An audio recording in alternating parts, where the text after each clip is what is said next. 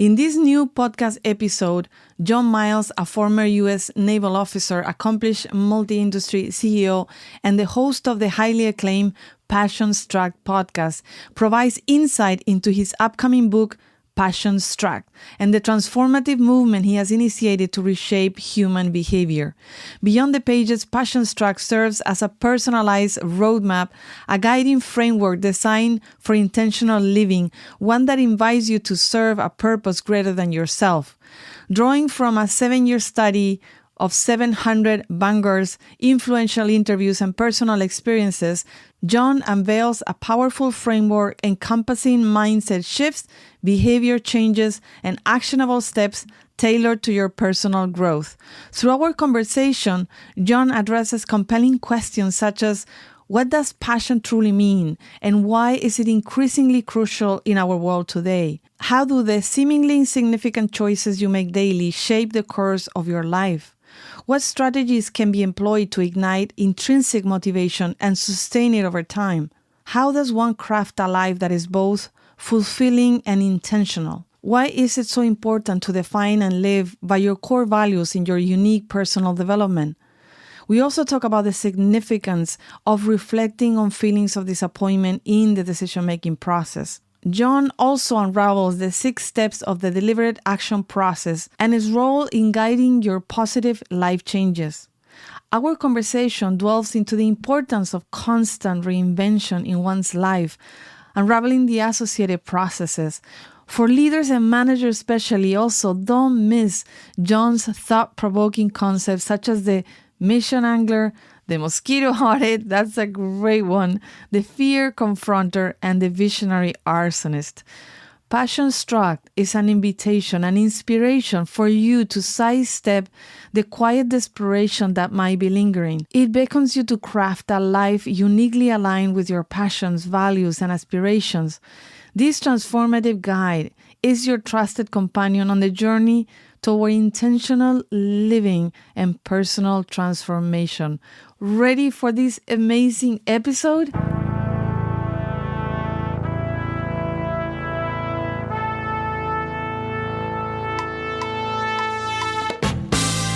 Have you ever wondered what makes people capable of creating changes that impact their lives and the world around them? What is their way of thinking, their mentality, their patterns, their perceptions of the world, their reactions to different life events? What influences them?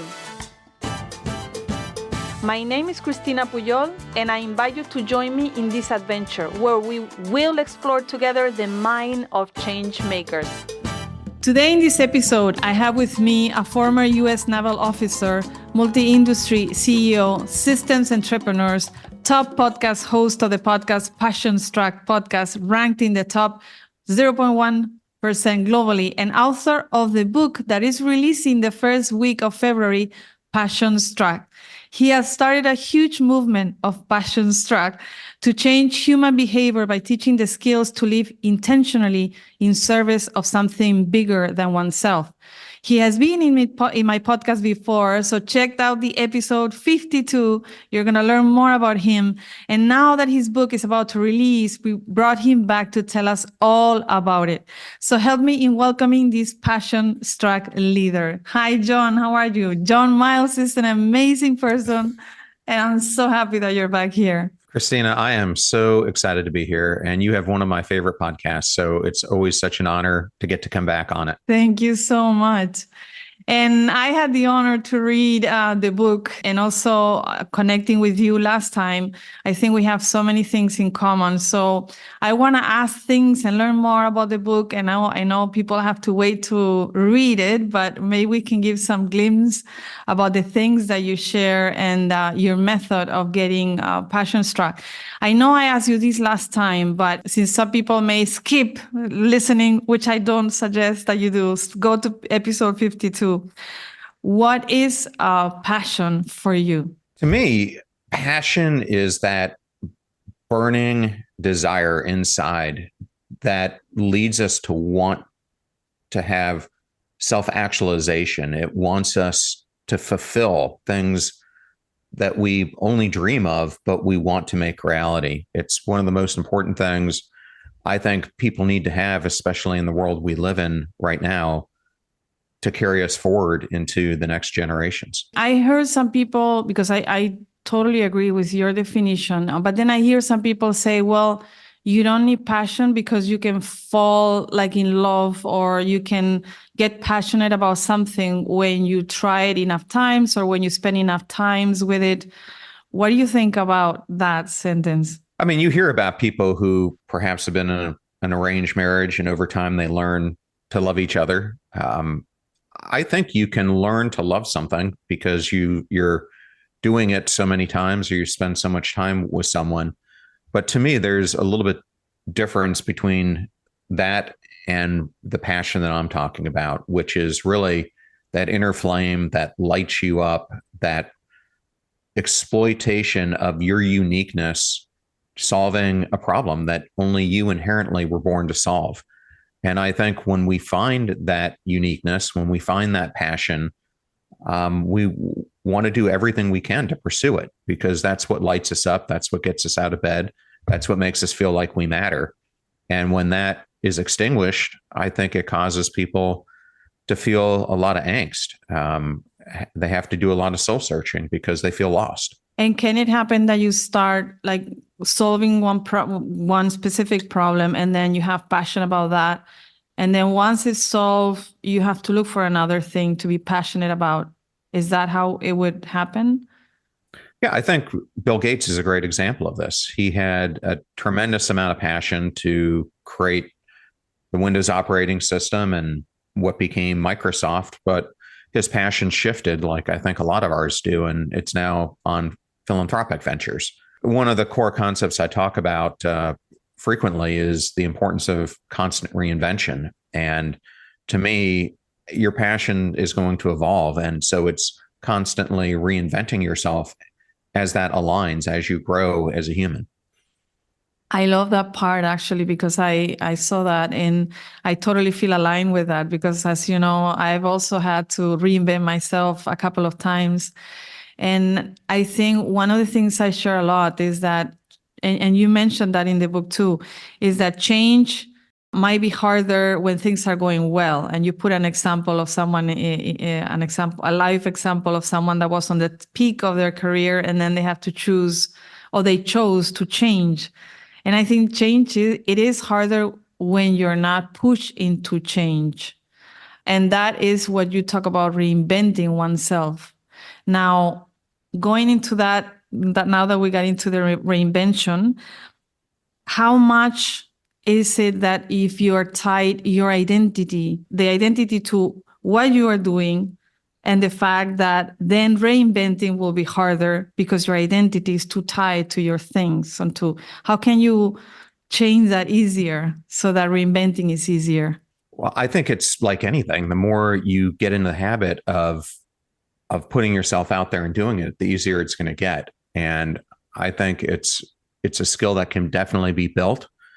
It's something that needs to be built. And I think it starts with constant learning at its core, because the more we learn about other things that are in the universe, other things that pique our interest, the more we're going to grow as a human being, and the more we're going to try these things out in our life. Just even unconsciously doing some of these things will expand us. So to me, it's something that I think at first can be very difficult. But if you look at it as more of a subtle change, as opposed to having to do a huge life change, it becomes easier. And the more you can do these subtle changes a long time, instead of waiting for a major event to happen that makes you do a huge change, the easier it becomes. Makes sense. So basically, the power of reinvention has making small shifts and practicing often. Yeah, I think it's making, I mean, that's one of the main things I talk about in the book, is the power of what I call micro choices. Every single day we make 60,000 to 90,000 choices. We have thoughts, and each one of those thoughts becomes a decision that we make. And I believe it's those micro choices that either propel us to a valley of despair or to this tsunami of greatness in our life, because we end up perpetuating a continuous cycle that either is leading us to growth or the status quo. And I think the biggest thing that reinvention brings is a constant drive to want to expand our boundaries and to be more than what we are. So that's kind of how I think about it. Yeah. And that's, it's for whatever reason, these are themes that are coming to me recently about the small changes, which I love that you talked on the book, because I think sometimes we're not aware of them, and you start walking a path with small changes, and 8 years along the way, then you're like, oh my God, I was not supposed to be here. So what are things that can help us to pay attention to those small decisions that may not be the ones that are going to help us? I think the most important thing you've got to learn to do is to do something that I call aligning action with intention with aspiration. And I think what a lot of people end up doing is they think that they're independent variables when they are interdependent and they rely on each other. You can try to measure your action, but if it's not aligned intentionally with your core values, if it's not aligned with where your future aspirations lie, then to me, you're making choices or actions that are easy. They're in the moment, they're almost unconscious. But to me, if you're really doing it with that alignment, you're doing things that are harder. You're making these mindful choices that end up really galvanizing you and expanding your presence and expanding your breath. And then that fulfills your aspirations over time. But if you don't get at that alignment correct of action, intention, and aspiration, you get out of discourse and things start unraveling. Yeah, so I guess that's why you mentioned that you first start the mindset shift, which is you have to look at what your beliefs are, what your values are, so that you know, or what you aspire to be, so that you align everything else towards that mindset. Because I was going to ask you, could you start in another place to change yourself instead of the mind? But I guess if you first set all these things about values, beliefs, then you kind of set the target of, where you want to go and align everything towards that, right?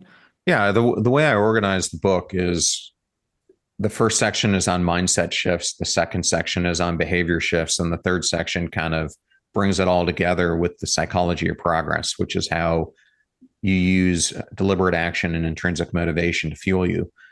But if you can think of it this way, your mindset shifts are the why you're doing something, and they influence the how.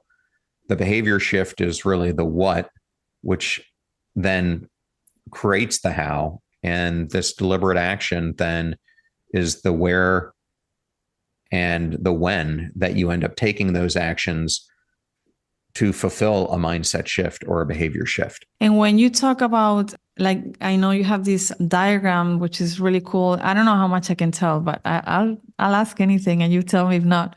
But I say, like, you've made like an ikigai of passion. And I love that, where you have the 3 circles and you kind of tell what is each of them. Tell us a little bit about this triad and why have you put these 3 things together? Yeah, what you're talking about is the passion struck model. And I actually wrote the book. And as I was reading it, this framework kind of came into my mind. And if you think about this as Mickey Mouse ears, these 2 circles that form the ears are really mindset and behavior. And then underneath it is the concentric circle of action. But to me, where you have that alignment of mindset, behavior, and action all coming together, like I said, with action, an alignment with intention, alignment with aspiration, it creates passion struck. And so there are a few things in this model that I thought were extremely important. One is your passion, as we talked about at the beginning, really drives your mindset. There's another aspect of what I think the underlying triangle that is the foundation of this sits upon, and that's perseverance. And to me, your perseverance is really aligned with your behaviors, because your behaviors, and as you're starting to make those changes, you need to persevere to get through them. And then to me, your action is absolutely in alignment with intention. So passion, perseverance, and intention underpin mindset, behavior, and action. And then the other thing I put into the model were the 4 Stoic virtues of wisdom, values, self-mastery, and courage, because in the end, it takes courage to drive action. It takes wisdom to drive your mindset shifts. It takes your core values to drive your behavior. And ultimately, where all this is leading to is self-mastery, driven by intrinsic motivation. So that's kind of how, in a big picture way, to think what the book is trying to bring to life. And talking about motivation that you mentioned, what is intrinsic motivation?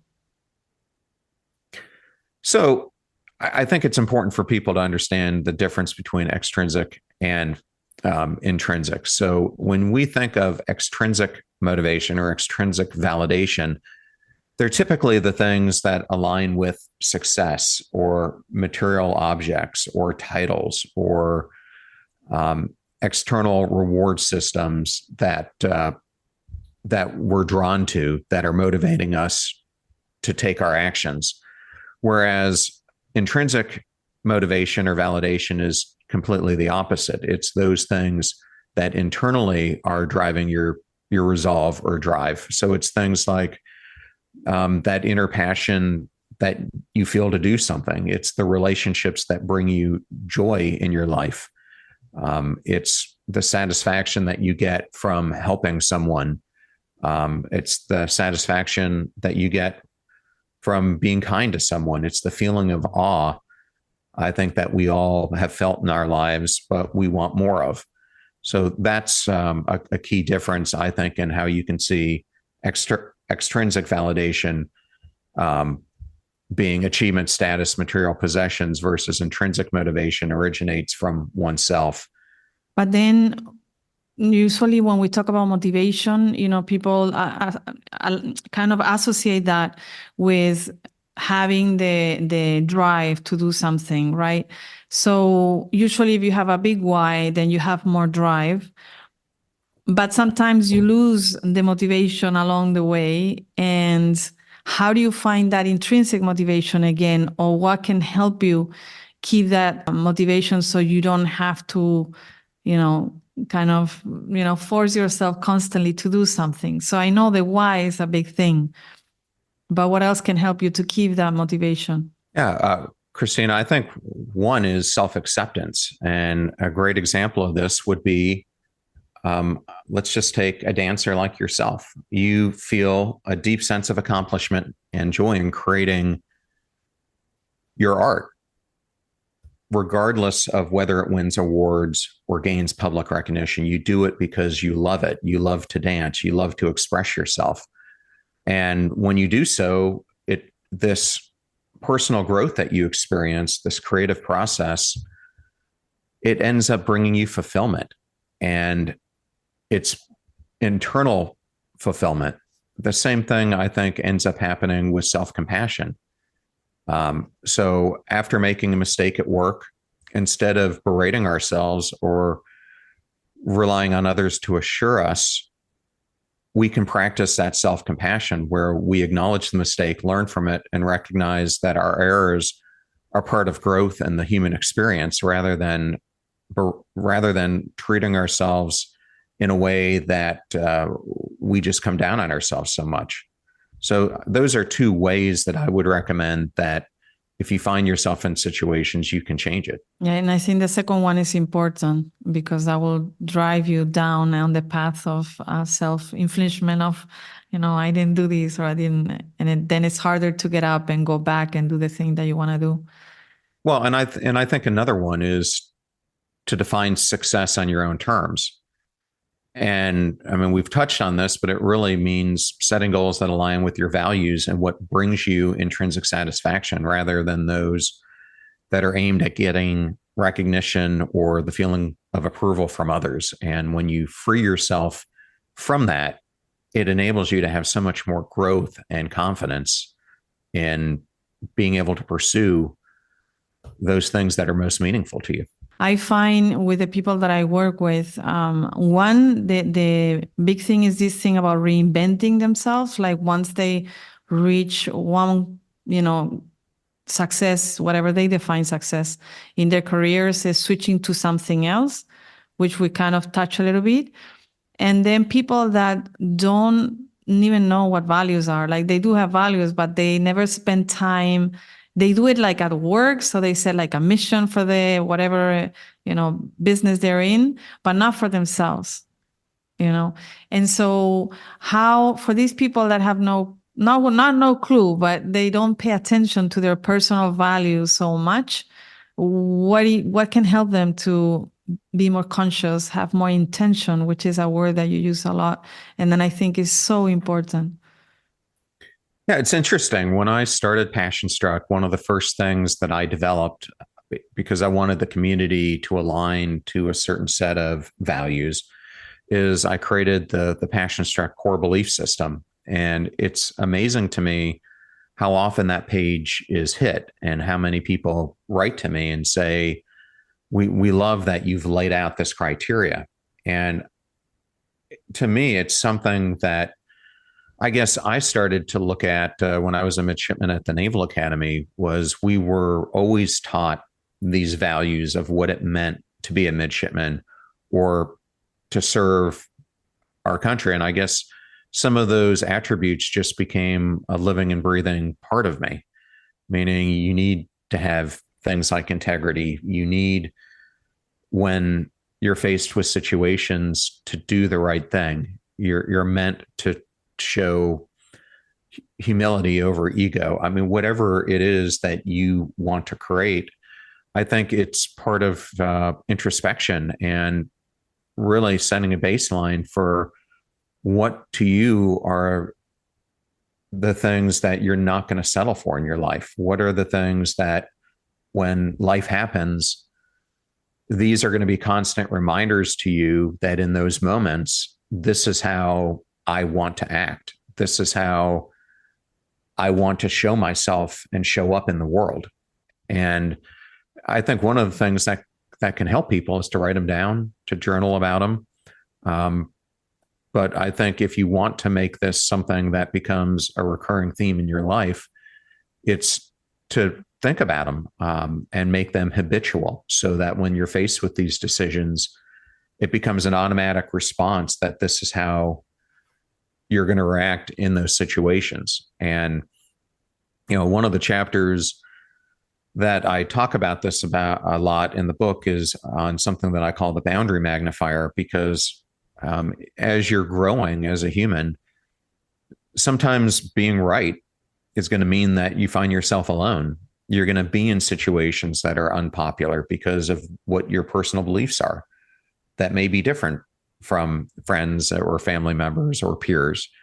And I think a great example of that I bring up in the book is Steve Jobs, who really had these values that were driving him, that he thought we're going to create this company that had been such a passionate component of himself.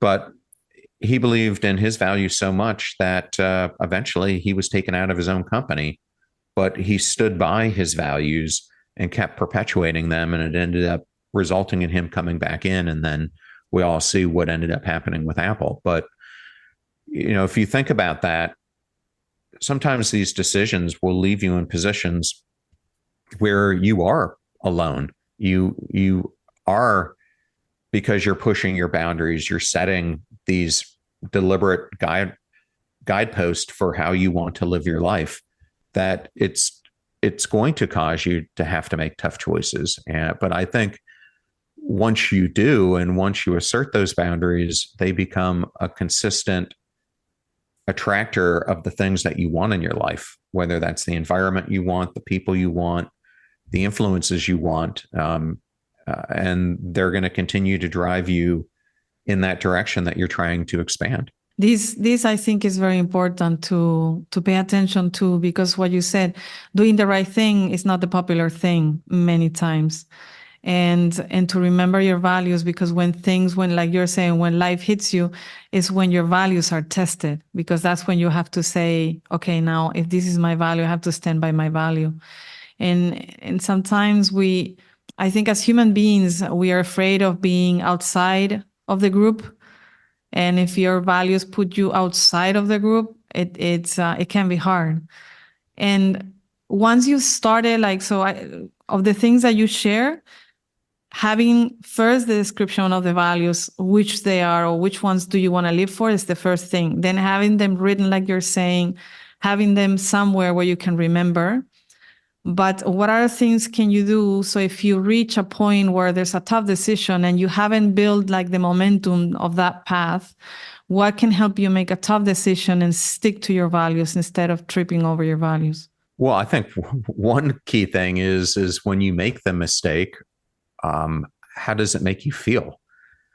Meaning, I think we've all had situations where we take the easier path in that moment. It could be because we're feeling peer pressure. It could be because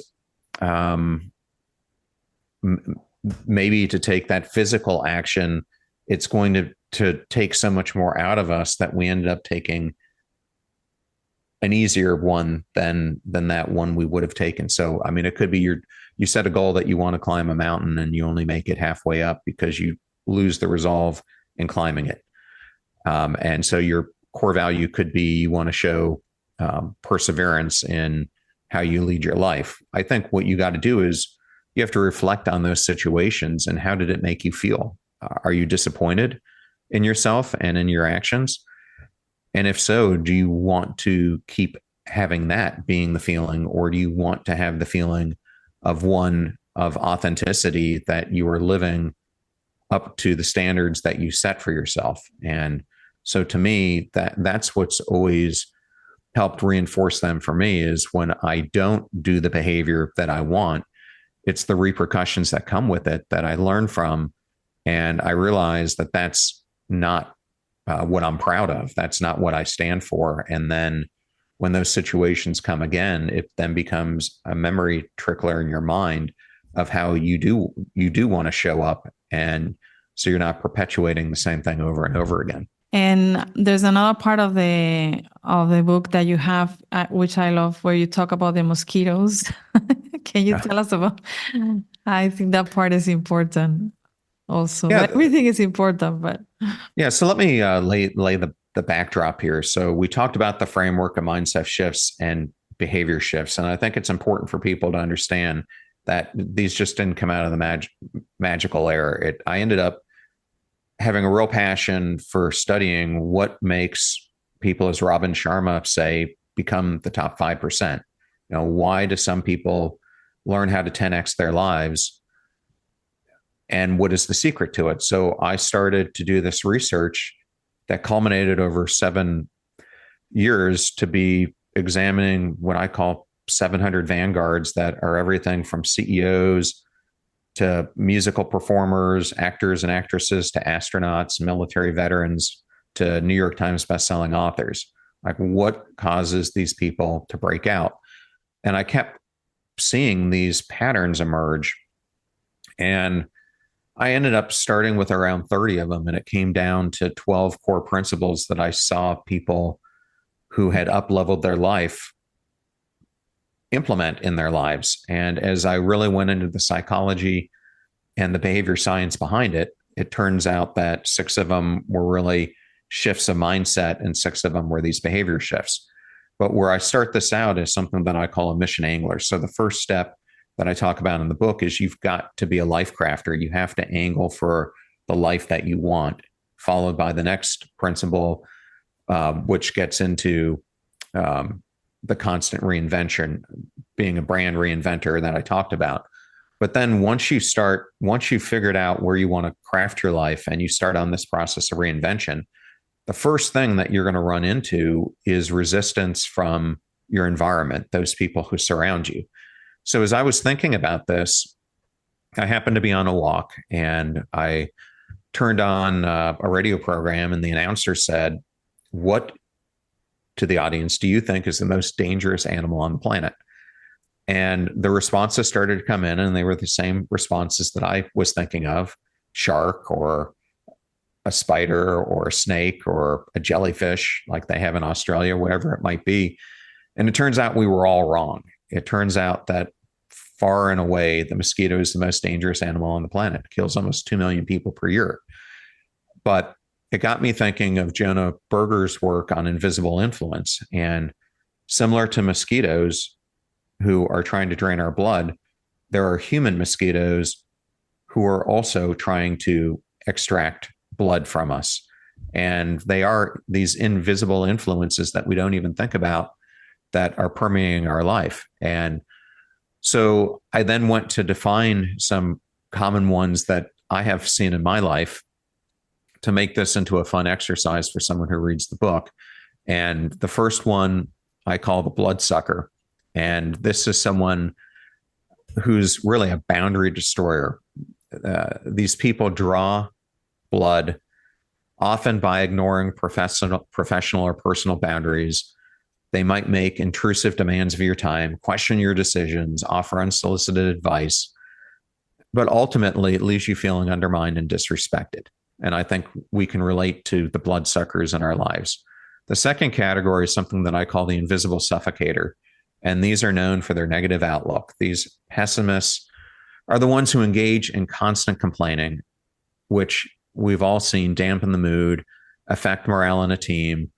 They're the ones who at a family gathering, maybe you're sitting next to your aunt or uncle, and you mention to them that you've got this great opportunity, and all they can do is talk about the negative aspects and how it's going to cause all these painful changes in your life and why you shouldn't pursue it. And then the last one are the PITAs, which some people call them pieces of work. I refer to them as pains in the ass. And they're the people in your life who thrive on drama and conflict. They instigate disputes, they gossip, they create tension, discomfort, and ultimately undermine so many things that you want to create. And so they're more than those three types, but I thought those are three great starting points for you to get this idea. And then what I ended up suggesting is that you treat this as if you were shooting a bow and arrow against a target. An easy way to start implementing this is to just think about that target and do a simple exercise where think about the 15 people who are most closest to you in your life.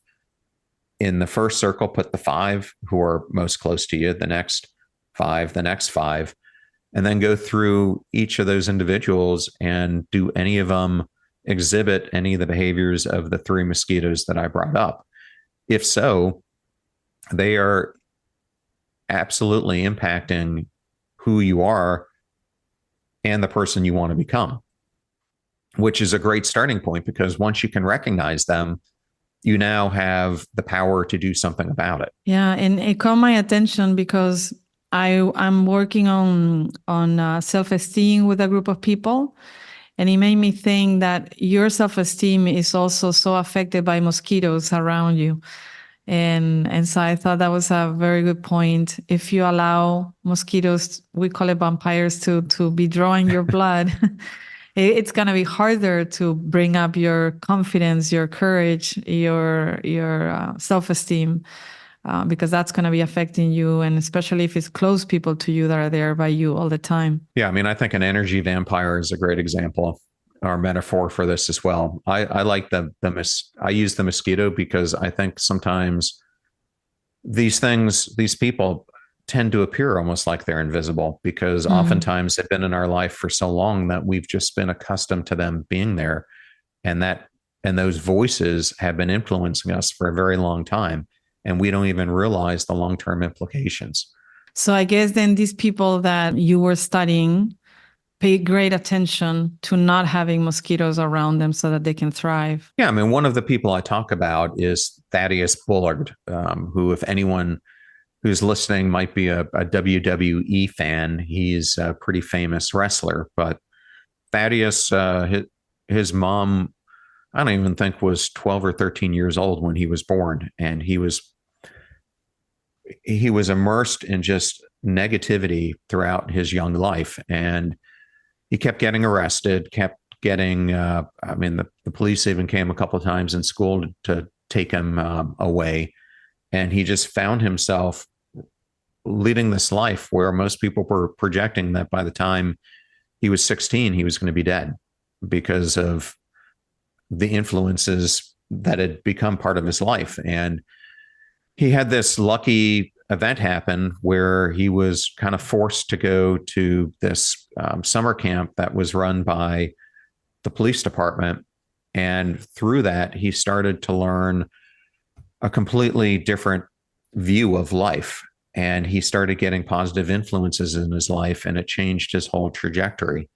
And once he learned what those boundaries were, it's something that he's protected or projected now throughout the rest of his life. So even when he had situations such as he was an All-American football player at University of Florida, even when he didn't make it to the NFL, when his time in the Arena League didn't amount to what he wanted, instead of leaning into the negative influences, he listened to the ones who said, you can pivot and do something different with your life, which led him from that point to wrestling. And now he's one of the most philanthropic people that I know. But that's just a small example of someone who's implemented in their life. I think a bigger example that people would know would be Oprah. And I mean, you look at the beginning of her life and the physical abuse and everything else that infiltrated her life, and then the constant setbacks that she had at the early part of her career until she did her own mosquito audit and took out those influences and figured out the path that she wanted to go on. And then you see what it amounts to today. Yeah, I love that, the mosquito audit. And yeah, I think the good analogy is that sometimes you don't see it, like it's in front of your face and you don't see it. And that's kind of like a mosquito, and especially the mosquito now that you cannot even hear them, And so, yeah, and you have to be, it's kind of like you have to schedule time to sit down and say, okay, let me just have an assessment of where I am, what are the mosquitoes in my life and what do I need to be careful, and practicing, looking for the things that are good for you and the sentences. If you don't have anybody around, reading, listening, writing to you, and finding these as a practice, not as a one-time thing. Yeah, absolutely. In another point, you talk about the fear confronter. Can you tell us a little bit more about what is that? After you have these influences in your life and you start to make changes and you start doing the mosquito audit, the next thing that you've got to realize is that the biggest competitor you're ever going to run into is yourself. And this starts and ends with self-doubt, imposter syndrome, self-sabotage, all the things that we do to ourselves. And one of the things, I didn't write about it in the book, but one of the concepts that I love to talk about is that we end up becoming visionary arsonists. We become someone who, with the best of our intentions for personal growth and achievement, we inadvertently arson the very dreams and aspirations that we're trying to create. We end up dreaming big, but then we engage in behaviors that are counterproductive to these goals. And I think one of the clearest ways you could look at this is you set a goal to run a marathon, but yet as you go down this path of achieving it, you start changing your diet, you start changing your routine, how much you're actually dedicating yourself to going out and doing the daily practice that it's going to take to get there. You end up changing your mindset on, and you then start saying, well, I could do a half marathon instead of a full marathon, or I could run a 10K instead of it. And you start making these decisions, and before you know it, the dream that you've set out or the task is no longer one. And so to me, signs that we are creating this visionary arsonist aspect in our lives are things such as perfectionism. setting unrealistic goals, procrastination, negative self-talk, avoidant behaviors. It's when your actions consistently contradict your personal aspirations. Again, going back to, you got to align action with intention with aspiration. And what ends up happening is it leads to frustration and a sense of being stuck, which I think so many of us have felt. And when you talk about intention, what is the difference? So sometimes I hear intention as being conscious about what you're doing. And other times it's like you said, an intention, for example, in your actions. What is the difference in your definition of intention and consciousness? I mean, I think they're ultimately aligned. To me, intentionality is definitely linked to, I believe, your actions that you end up taking. And to me, when you're intentional about something, you're thinking, you're being conscious in that moment about thinking about the action that you're taking and basically the why behind it. Like, why am I doing this? And typically that aligns, if you're doing it in a positive way, to who you want to become, to this ideal self that you're aspiring to be. And to me, that's where intention comes into play. Is you're making these choices intentionally to become a better person, to become a more self-realized person, to become the best person you possibly can become. Yeah, because I was trying to understand the difference, because I feel sometimes people have an intention. So they set an intention, but they're not conscious of what's behind the intention. And so I was trying to understand where you came from with the intention word, because at least I have clients that they say, no, my intention is this. Yeah, but no, you're not being conscious really about your intention. And so in their mind, this is the intention, but from outside, you can see like the action doesn't speak that way. No, I mean, I have a whole chapter I wrote about that it's kind of this whole philosophy that I learned many years ago, that people speak with their feet. And so often words come Yeah. out of our mouth, but our actions that we show are completely different. And that's exactly what that is. To me, intention is really the fact that you recognize that your life is going on a path that you don't want it to go on, and you intentionally alter that course versus unintentionally or unconsciously just perpetuating the course that you're on. And I think, to be honest, that's what the majority of us end up doing. Is we have this inner voice inside of us who's telling us that everything is great, that the way we're leading our lives is comfortable, and keep doing it. But if you start looking at where your aspirations are going, to your point, if you had set an intention that this is what you want to become, and you're not doing it, that's where your intentionality kicks in, and you consciously start making decisions that are more in alignment with where you want to go. You've been coaching, working with people, interviewing amazing people.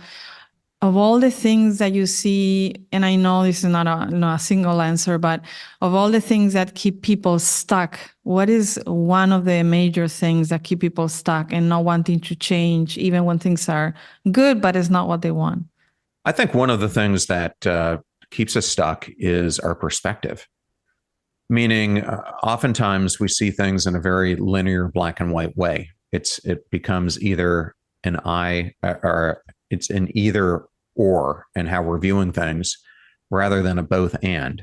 And I think that is something that it seems easy to do on the outside, to become a perspective harnesser. But the Western mindset, which is deeply rooted in Greek philosophy, excels in linear thinking. So we tend to be trained to see the world as either or. So when you start embracing things as a both and, which is more tied to ancient Eastern philosophies like Buddhism or Taoism, they acknowledge the paradoxical nature of existence. And I think this is something that people can adopt. It's thinking about balancing things like hard work with rest, merging self-discipline with self-compassion, finding the harmony between solitude and community, integrating mind and body, accepting oneself as sufficient yet capable of growth. And I don't think we do that cognitive restructuring enough. And we end up seeing things in a very limited way instead of expanding our views on things in different ways. And it affects many different things in our life. So the hedonism paradox is all about being on that hedonic treadmill where we're seeking pleasure, and that often over time leads to less enjoyment, because chasing too much pleasure can make regular life seem dull. There's the paradox of intolerance. Absolute tolerance can destroy tolerance. A society that tolerates everything, including intolerance, can become intolerant. So it really requires that we put limits to preserve diversity and freedom, things like that. So it's finding harmony and balance in everything. And I love that. Yeah. And the end, having the end and not the or. And there's a part where you also talk about the cycle of progress. And there you mention about analyzing and reviewing constantly. And I think that's something that we forget to do, and that will bring us more harmony if we spend more time analyzing where you are. And you mentioned about analyze and prioritize, I think is the second. But can you tell us a little bit about that, Lou? Because I think we don't spend time usually, like we're running, and not spending time to stop and figure out where we are. Yeah. So in this third section of the book, I go into really defining what the psychology of progress is, but then I go into how do you start implementing in your life. And something that I've used that I share in the book is something called the deliberate action process. And if you pre-order the book, I actually have created a 70-page ebook that outlines with great examples and worksheets how you can implement it in your life. But it has 6 simple steps. And you can implement the deliberate action process in a single day. I've typically used it, if you think of an agile methodology, in a week-long sprint to accomplish something I'm trying to accomplish. But it starts with an analysis phase. So you're analyzing at that given point what is going on in your life. What is this aspiration you want to do? And then what are the next steps that you want to take to get closer to it? And that leads to prioritization, which is the next step. So you prioritize what are the 2 or 3 most meaningful things that you want to accomplish in the very near term. Then one of the most critical aspects of this is then you need to ignite, meaning you need to create this motivation to want to accomplish it. And I think that motivation, if it's fleeting, has a huge ramification on the next phase, which is executing. Because if we're not motivated to do it, we're going to keep procrastinating and become that visionary arsonist. But after you've executed it, as you were mentioning, the 2 steps that often people don't do enough is to measure the progress that they've made, even in that week, from their past self or their actual self that they were to this future self that they're becoming. And then use that again as motivations to renew the next cycle of action that you're going to take. And maybe you didn't accomplish everything you wanted to, and that's fine. But you take that action then into, again, your analysis and your prioritization. And if you start doing this on a continual basis, it will change your life. I mean, I've used this in my personal life, and I've used it in my professional life. And I cannot tell you how much it has worked just by getting into that simple processed routine of driving changes that you want with an actual process. That sounds easy to do, but it's much harder to implement on a recurring basis. Yeah. And I think that part of measuring is important, because I find that, at least with some of my clients, they set a goal, and once they reach it, they forget they set that goal So then they think of the next thing or something else they would have loved to achieve around that goal. And then they feel they didn't accomplish it.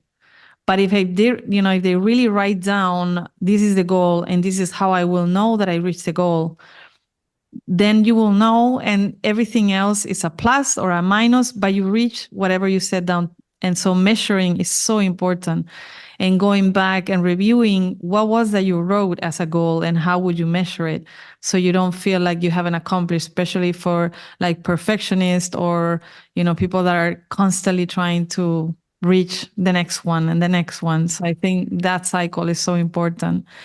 I had one question about that cycle, and it's how do you ignite yourself? And it goes back to something that you said before, but I wanted to ask you again.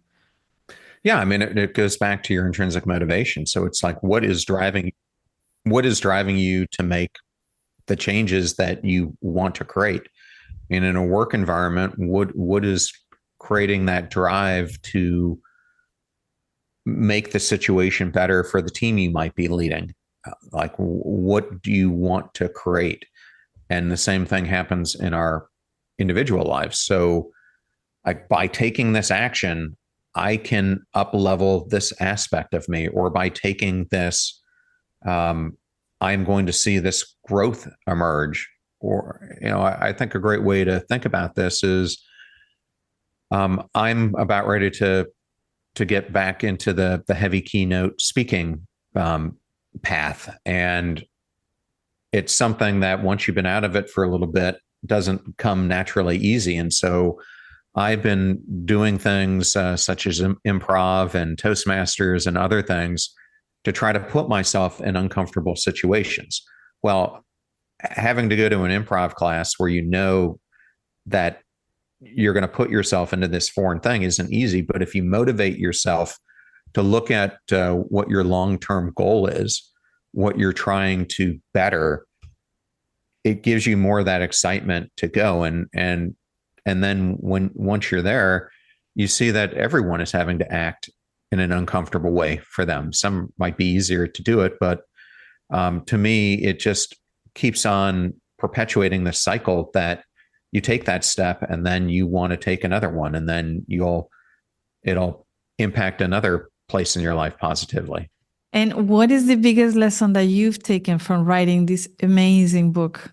So I start out the whole book with a quote by Henry David Thoreau, that the mass of men lead lives of quiet desperation.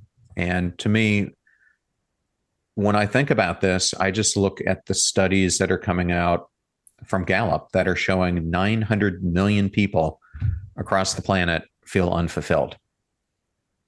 I look at studies from Tom Gilovich at Cornell University, who examined thousands of people and found out that their biggest regret is not pursuing, 76% of them, not pursuing their ideal life. You can look at Bronnie Ware's work in palliative care, and it comes down to the same things.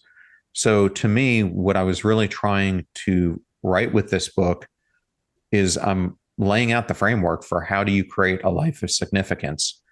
How do you go from who you actually are today and not fall into the trap of the ought life, the life you should do, but the ideal life that you could do? And so that's what I hope readers take away from this, is that it's not just a book to be read, but it's a book to be lived. And I wanted it to be something that they come back to time and time again on their journey of life, because the principles apply across anyone. No, and I think you've really accomplished that. I think it's an amazing book that you can have kind of by your bedside. And when you want to review some part of it, whether it's mentality or behavior or action, you can go there and have an inspiration or find answers to where you feel stuck. I think you've really done an amazing job. And what has been the hardest thing writing this book? If someone wanted to write a book, what would you recommend?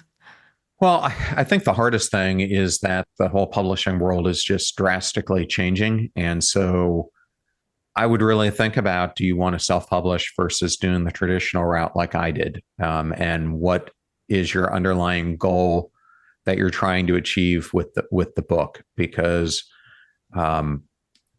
either way, no matter which path you take, ultimately the marketing and getting it out in the world is going to be on you either way. So I think that was a big learning for me. And also, I think this book has gotten better through all the countless edits that I've done. And so I think that first draft is great because it gives you something that serves as a baseline, but it's going to evolve over time. And that's been part of the most rewarding aspect of the journey is as time has gone by, seeing what I've written and then adjusting it. I mean, if I could go back right now, I'd rewrite it again. But at some point, you got to put the thing down. Yeah. You need a deadline. Otherwise, you're going to keep changing things and improving them. Yeah. And what is one thing that you have, like you feel you've grown out of this book, like you have grown as a person? What is the one thing personally that has made you grow writing this book? I think it brings me back to a quote from Oprah Winfrey that I use in the book. Passion is energy. Feel the power that comes from focusing on what excites you. And to me, what I wrote about in the book is really my passion. It's to go out and to help people see that their lives truly matter, that your passion can fuel you to focus on what excites you, you to create the life that you've always dreamed of. And that's what I'm hoping this starts as a movement of people desiring to become their self-realized self. I think what you've done, I think we know now each other for 2 years at least. And I've seen the amazing work that you've done in the podcast, in your coaching, in sharing things, and now writing the book. So I've seen your growth and it's really beautiful to see. It's amazing what you put out there. So it's really a privilege to see that and to be able to share this book. And I think it's gonna really be amazing for people because it is like a method. Like you have all this structure that you can go back to and learn from and use it in your life. So I want to thank you for writing this book. I think it's amazing. Thank you, Christina. Yeah, and I hope we can meet again. We can meet back in Spain here. I know in the other episode, you shared with us a little bit of your story coming to Spain. What it's gonna be now, your next adventure after writing this amazing book? I definitely need a break. I think the first thing on my mind is maybe going skiing, but definitely taking some time off, getting a breath of refreshment, because marketing a book is a long drag. I can imagine. And it's one of your steps. Renew. You need to renew, renovate, pause. Thank you so much. Thank you so much for being here. I hope your book really gets out to as many people as possible, and I'll make sure to share this as soon as possible. Christina, thank you so much for having me. It's always such an honor to get to talk to you and to be with a kindred spirit. So thank you, and thank you to your audience as well. Thank you so much.